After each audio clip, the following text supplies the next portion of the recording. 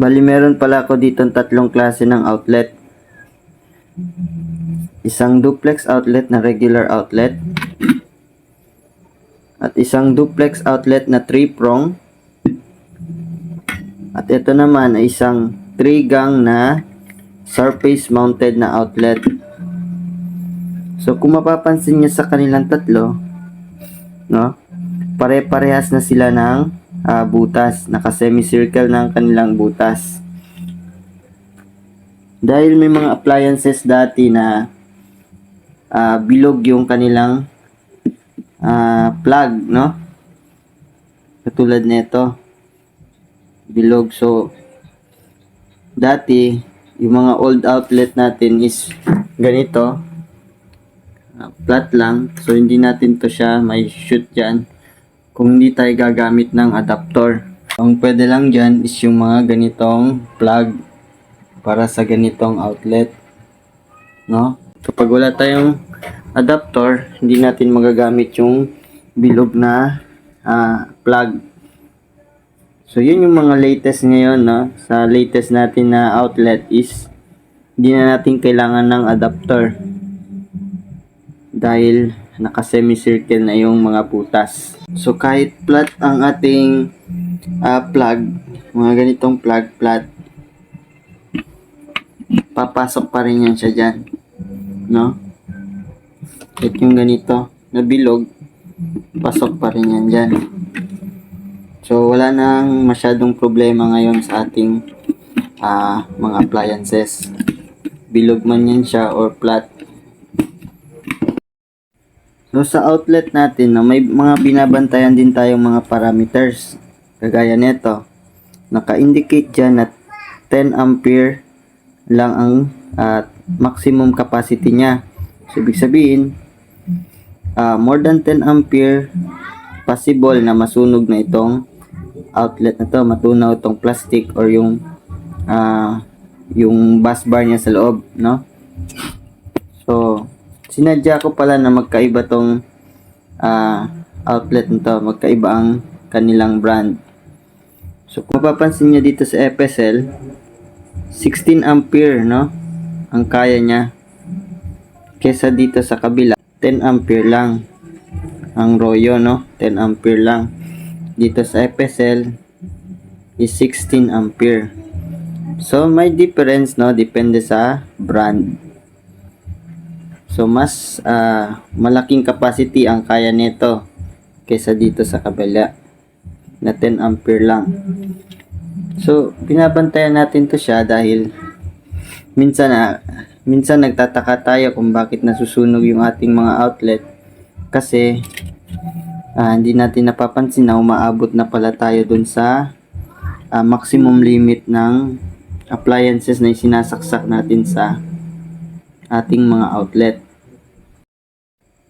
So bali itong nasa 16 ampere, ang kaya niyang appliances is yung mga nasa 3.8 kilowatt na total power, 3.8 hanggang 3.8, no? Maximum yun. At itong nasa 10 ampere is equivalent yun siya sa 2.4 kilowatt, no, na appliances. 2.4 kilowatt na appliances lang. Pag sumobra ka sa 2.4, that is more than 10 ampere na, yun, ang that time na matutunaw itong ating outlet. So dito naman, sa 3-prong natin, so ang advantage nitong 3-prong natin, kung makita natin, meron to siyang ground port, no? Meron kasi tayong mga na plug na tatlo yung prong, no?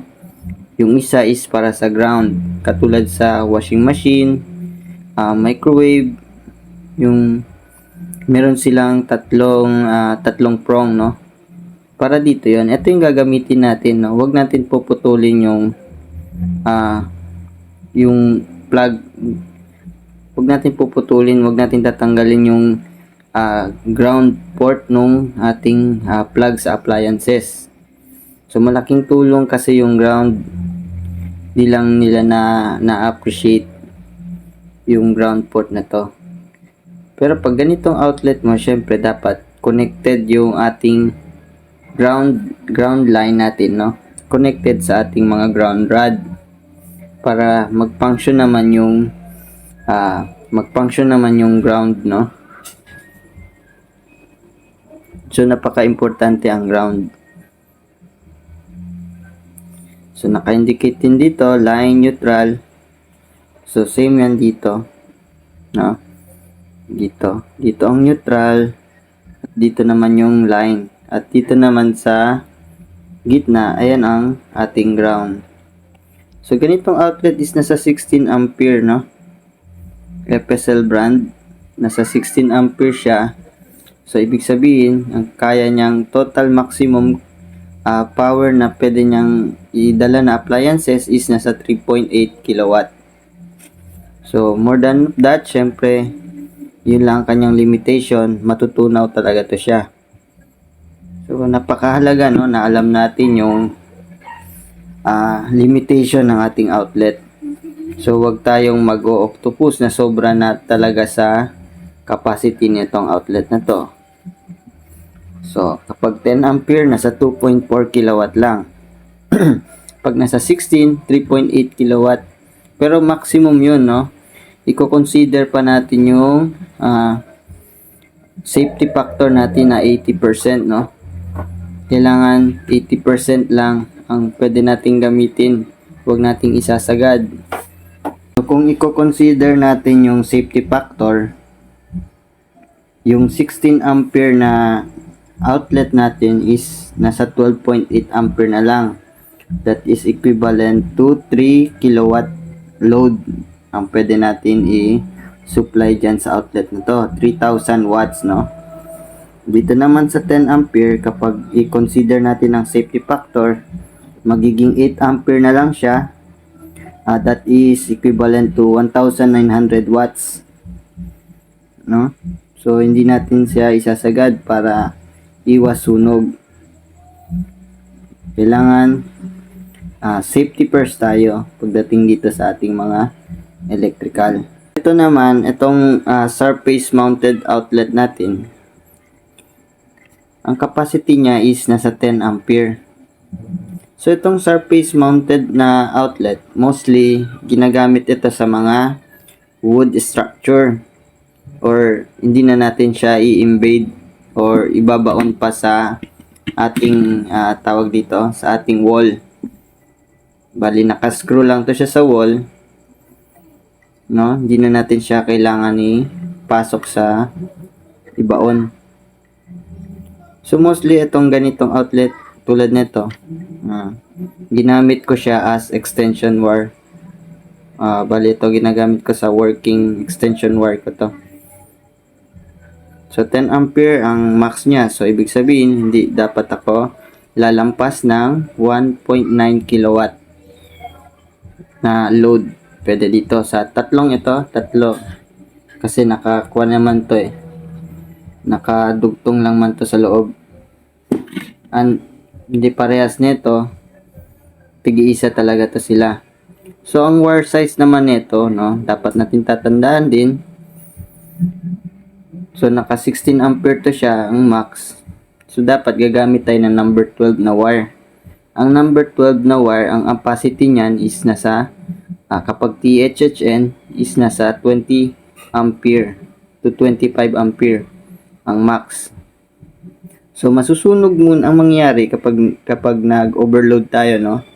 Ang unang masusunog is itong ating outlet before masunog ang wire. Kasi itong outlet natin is nasa 16 ampere ang pinaka mataas, no? So ang ating wire is nasa 20 ampere.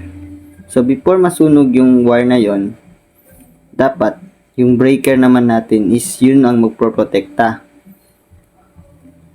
So gagamit tayo ng 20 ampere na breaker para maprotektahan yung ating wire. Before masunog yung wire, nag-trip na yung ating breaker. So maiwasan yung sunog. So napakahalaga yung sizing. So alam natin dapat yung sizing ng wire. So itatakil natin yan next time, no? So yun lang muna ang ating may di-discuss sa ating outlet. Salamat sa panonood, guys. Thank you.